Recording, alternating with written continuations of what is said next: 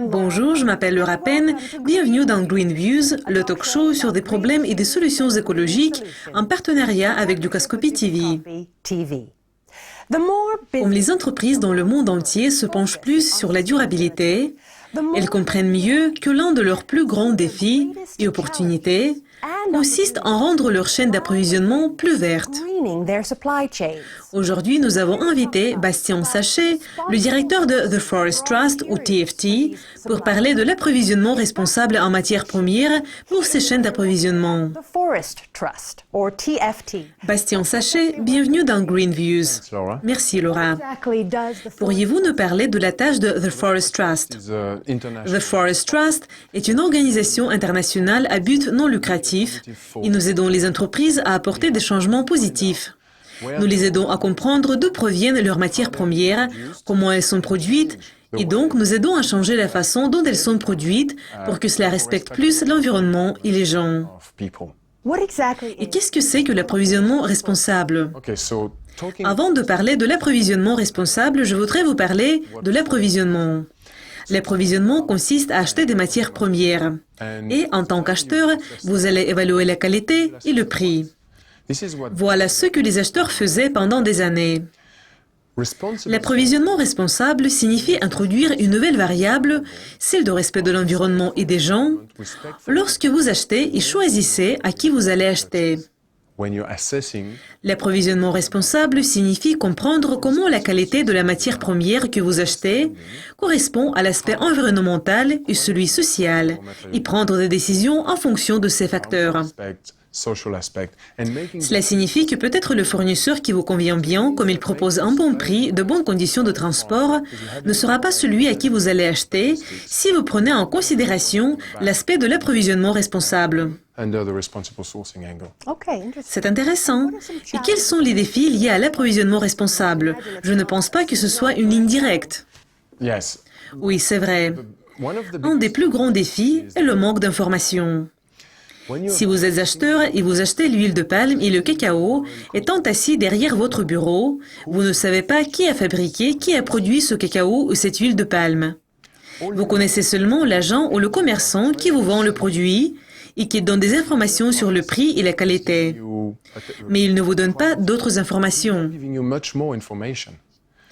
Donc, comment pourriez-vous évaluer si cette huile de palme ou ce cacao ont été produits avec le respect de l'environnement et des gens? Vous ne savez pas. Il existe probablement de nombreux fournisseurs dans la chaîne que vous devez connaître pour être en mesure de le comprendre. Donc, le décalage entre l'acheteur et le producteur est le premier grand problème. Le deuxième défi est qu'une fois que vous avez l'information, comment pouvez-vous être sûr qu'elle est correcte? Et comment vous pouvez aider le fournisseur à faire des changements et des transformations pour que la façon de la production de l'huile de palme ou du cacao devienne vraiment responsable? D'accord. Et pourriez-vous donner un exemple concret du travail de The Forest Trust?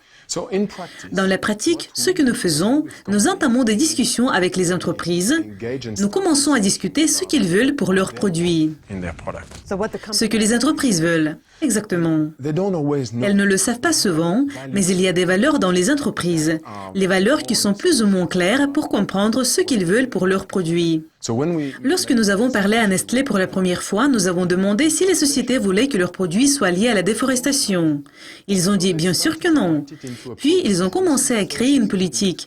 Et c'est notre première étape avec les entreprises. Nous les aidons à créer leur politique tenant compte des valeurs.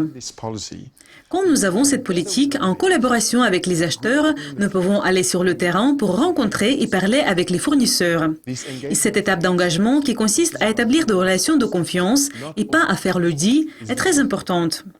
À ce stade, nous pouvons mieux comprendre la chaîne d'approvisionnement, comprendre d'où viennent les matériaux. Nous pouvons comprendre s'ils viennent de l'Indonésie ou de l'Afrique, qui sont les fournisseurs qui produisent les matières premières que nous voulons acheter. Nous allons voir la réalité. Nous nous plongeons profondément dans les usines en Inde, dans les champs et les plantations en Indonésie. Donc, vous voyez comment ils fonctionnent. Et c'est la phase de la transparence. Et c'est une des étapes les plus importantes parce que vous devez établir des relations de confiance. Nous le faisons ensemble avec des équipes sur le terrain, à travers le monde, et nous analysons toute la chaîne d'approvisionnement. Et quand nous avons cette information, nous pouvons travailler, changer et innover ensemble avec les fournisseurs pour comprendre comment nous allons produire le cacao d'une façon responsable. Et qu'est-ce que cela signifie? Avec les producteurs, les fournisseurs, les agriculteurs et les planteurs, nous innovons et travaillons ensemble pour trouver des solutions qui puissent être en principe appliquées dans le cadre de la politique de l'entreprise. Voici comment cela fonctionne. C'est un cercle vertueux pour améliorer la qualité. D'accord. Et comment ce que fait The Forest Trust diffère des systèmes de certification qu'on utilise pour d'autres produits tels que le cacao ou le bois? Je dirais qu'il y a deux différences principales. La première est la façon dont on traite l'innovation. Les systèmes de certification comprennent des directives. Ils sont comme les rails sur lesquels ils veulent mettre les entreprises. Donc les entreprises doivent s'adapter à ces régimes et elles ne sont pas assez libres pour procéder aux innovations. Avec TFT, lorsque les entreprises établissent leur propre politique, qui est basée plutôt sur les valeurs, il n'y a pas de règles sur la façon dont elles devraient être introduites. Donc ce sont les entreprises et les fournisseurs qui choisissent comment ils vont innover pour trouver leur propre chemin. Il n'y a pas de limite en matière de ce qui peut être atteint. Donc quand vous dites « bon, je ne veux pas causer la déforestation », il n'y a pas de système de certification pour cela, mais c'est une voie ouverte à tout le monde pour participer et innover. Le deuxième élément, c'est la propriété. Et la propriété est très importante dans un processus de changement. Si vous devez mettre en œuvre des lignes directrices ou des critères du système de certification, vous n'êtes pas libre et ce n'est pas votre processus. Cela appartient au système de certification qui a créé la méthode que vous devez appliquer. Vous êtes passif. Lorsque vous avez créé votre propre politique, par vos propres mains, en utilisant vos mots, en votre langue, s'il s'agit des pays étrangers, vous êtes propriétaire de cette politique. Elle est la vôtre. En plus, vous êtes impliqué, vous êtes présent et vous voulez l'introduire. Et c'est une grande différence. Toute votre organisation, même si vous êtes un petit fournisseur, est là et travaille pour que cela fonctionne. Il n'y a pas de limite. Vous n'êtes pas obligé à le faire. Vous le faites parce que vous voulez le faire. Et est-ce que cela travaille? Est-ce que cette méthode est efficace? Quels sont les résultats? Oui, c'est efficace. Le changement que nous avons vu dans l'industrie de l'huile de palme, par exemple pendant 5 dernières années, a été initié par une petite action de Nestlé qui a commencé à écrire sa propre politique. Nestlé est une des sociétés avec lesquelles vous travaillez avec de nombreuses autres. Nestlé est une des entreprises et nous travaillons avec de nombreuses autres sociétés.